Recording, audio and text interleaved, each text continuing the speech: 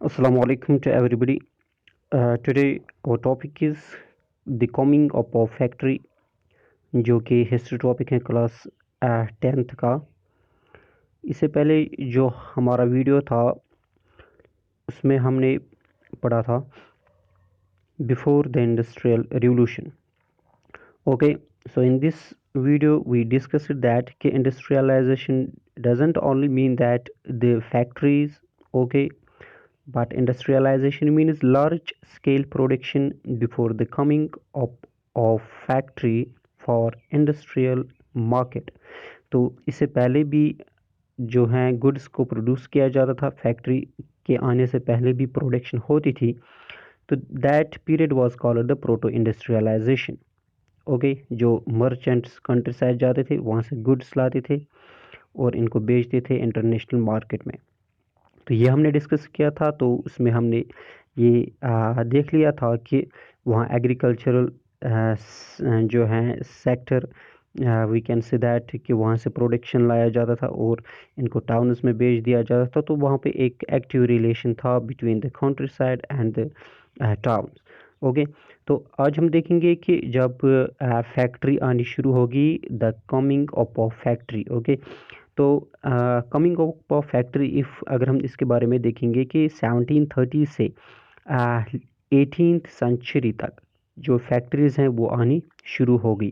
तो late 18th century तक काफ़ी जो हम कहेंगे there were the number of factories, okay, much number of the factories in the Europe during the late 19th century, जो कि स्टार्ट हुआ था 1730 से। ये प्रोसेस शुरू हुआ था फैक्ट्री का बनना। ओके, तो इससे क्या हुआ, जो ही फैक्ट्रीज आ गई यूरोप में तो इंपोर्ट ऑफ कॉटन, जो कॉटन का इंपोर्ट है वो बढ़ गया। ये हम देख रहे हैं 1760 में जो इंपोर्ट हो रहा था 2.2 मिलियन पाउंड्स इंपोर्ट हो रहा था कॉटन का, जो कि बढ़ गया 22 मिलियन पाउंड्स अब इंपोर्ट हो रहा था 1787। ओके, तो इंपोर्ट जो है in the number of import you know that it was very much increasing with the passage of time because of the factories, क्योंकि फैक्ट्री जो हैं ये ज़्यादा से ज़्यादा प्रोडक्शन कर रही थी। So for more production it it demands more raw cotton, तो बहुत सारा रॉ कॉटन की ज़रूरत पड़ती थी। तो बहुत सारा रॉ कॉटन इंपोर्ट हो रहा था, ओके, ब्रिटेन के लिए। Why? Because of the production, because of the need. वहाँ पर डिमांड थी, यूरोप में भी डिमांड थी, क्लियर, कॉटन की डिमांड थी, टेक्सटाइल क्लॉथ्स की डिमांड भी होती थी। तो ज़्यादा प्रोडक्शन हो रहा था, इसलिए कॉटन भी वहाँ इंपोर्ट ज़्यादा हो रहा था, clear. Okay, as we know that the first cotton mill, it was invented by the Richard Arkwright। Richard Arkwright एक पहला शख्स है जिसने कॉटन मिल जो है इसको इन्वेंट किया है। तो उसके बाद जो पहली मशीन थी या कोई भी फैक्ट्री होती है ना, पहली दफ़ा इसको बनाना ये तो बहुत ही मुश्किल होता है, लेकिन with the passage of time फिर उसके बाद काफ़ी कॉटन मिल वहाँ पे इन्वेंशन में लाई गई। सो जो ही फैक्ट्रीज आ गई ना यूरोप में, we can say that but the coming of the factories it is linked with the number of changes. तो इसके आने से जो है कुछ चेंजेस भी हमें देखने को मिले।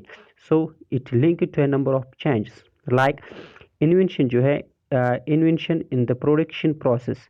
ओके, जो प्रोडक्शन किया जा रहा था इसमें क्या जो प्रोडक्शन हो रहा था ना फैक्ट्री में, इसमें क्या क्या प्रोसेस होते थे। तो प्रोसेस होता था, कॉर्डिंग का प्रोसेस होता था, ट्विस्टिंग का, स्पिनिंग का, रोलिंग का, ये इस तरह के प्रोसेस होते थे। यानी कि यार्न बनाना, इस यार्न को थोड़ा सा मोटा करना, ओके, फिर इसको धागा बनाना, फिर रोल कर लेना। तो दीज वायर, फिर इसके बाद टेक्स्ट इसको क्लॉथ्स बनाया जाता था, फिर इसके डिफरेंट गुड्स इससे बनाए जाते थे, clear. So with the help of these different process, clear.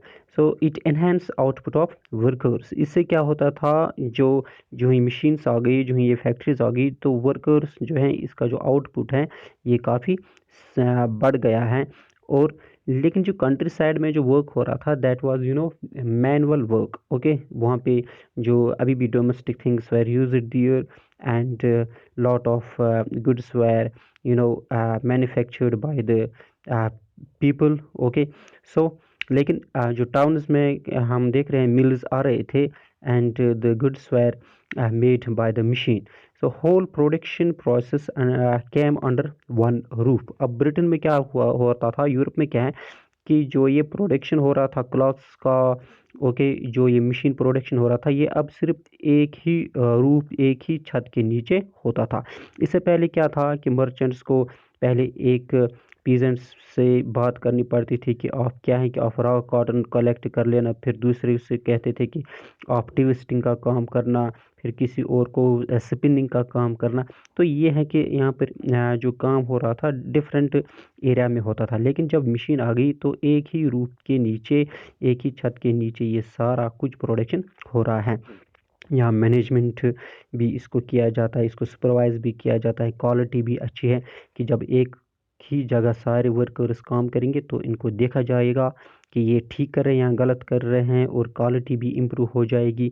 Okay, so it is possible because of the factories. Okay, so जो ही हम देख रहे हैं कि at that time it is said that it is dazzling impact of new mills. Okay, but under the dazzling impact of new mills, जो ही ये हम देख रहे हैं कि डेजलिंग इम्पैक्ट यानी कि there was a development in the towns, कि बहुत सारा प्रोडक्शन हो रहा है, मशीन्स हैं। So although it is the sign of the development, but people almost forgot the violence. लोगों को ये पता ही नहीं था कि हमें बाइलेंस रखनी है, हमें, यानी कि people were not aware about the other sect, about the country side के बारे में उनको पता नहीं था कि वहाँ पर भी जो लोग हैं वहाँ पर भी फैक्ट्रीज आनी शुरू हो गई, तो वहाँ पर भी ज़्यादा प्रोडक्शन हो रहा है, क्योंकि टाउन्स में भी प्रोडक्शन हो रहा है मशीन के द्वारा, अब कंट्री साइड में भी मशीन्स आ रही है।